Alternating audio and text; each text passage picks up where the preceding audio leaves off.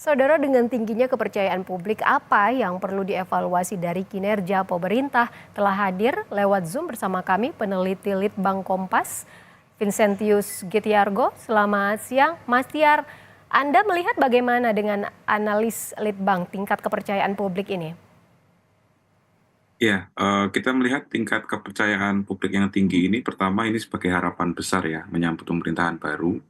Dan yang kedua juga, ini juga cerminan dari masyarakat yang relatif melihat tidak ada perubahan politik yang besar karena narasi keberlanjutan yang dibawa oleh rezim ini. Gitu. Artinya angka yang tinggi ini menunjukkan bahwa masyarakat berharap besar dan juga ada semacam euforia terhadap transisi politik yang berjalan relatif lancar ya dalam pergantian rezim ini. Kurang lebih seperti itu, Mbak. Ini kan kalau bisa dilihat yang paling banyak alasan puas adalah politik dan keamanan ya. Mas Tiar, seberapa besar harapan warga tentang politik dan keamanan ini Anda melihatnya?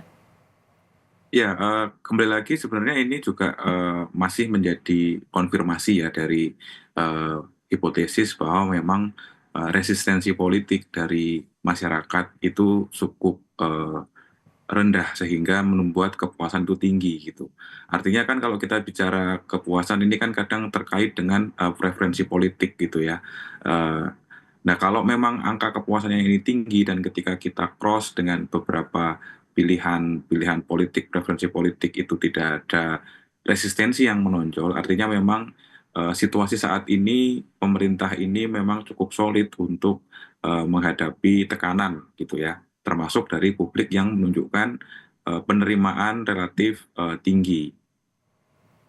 Ada kemungkinan tidak tingkat kepercayaan publik ini menurun? Kalaupun misalkan ada, biasanya itu karena faktor apa? Ya, kalau kita lihat ini dalam konteks 100 hari pertama dalam tanda kutip mungkin bulan madu antara rakyat dengan pemerintah begitu ya. Nah, tinggal nanti bagaimana kita melihat di waktu-waktu ke depan begitu. Apakah memang narasi keberlanjutan dan juga program-program khas yang dijanjikan oleh pemerintahan Prabowo Gibran sewaktu kampanye misalnya itu benar-benar terwujud gitu. Nah, kalau memang dalam perjalanan ternyata ada situasi yang ternyata tidak sesuai yang diharapkan publik, tentu ada resiko-resiko bahwa memang kepuasan publik akhirnya nanti akan menurun.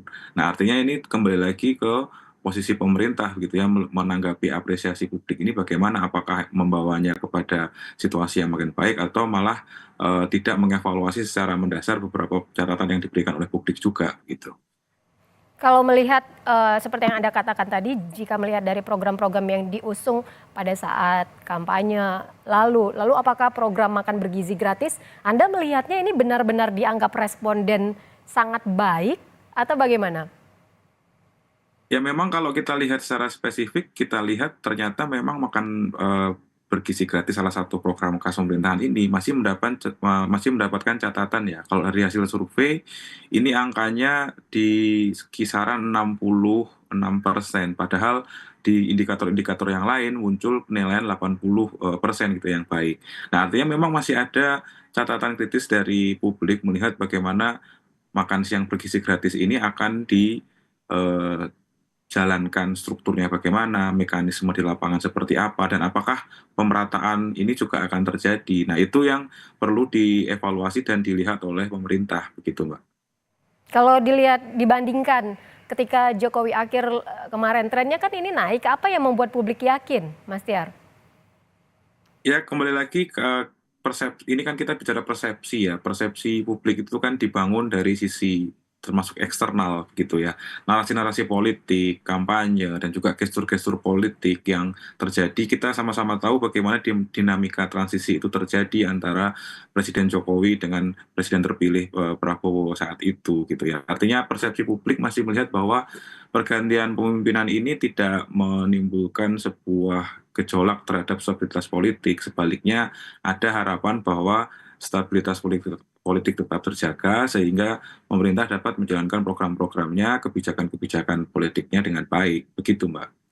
Kalau kita lihat kebijakan seperti program makan bergizi gratis, lalu eh, kesehatan gratis nantinya yang katanya akan dimulai pada Februari, lalu juga ada kenaikan gaji guru, ada hakim.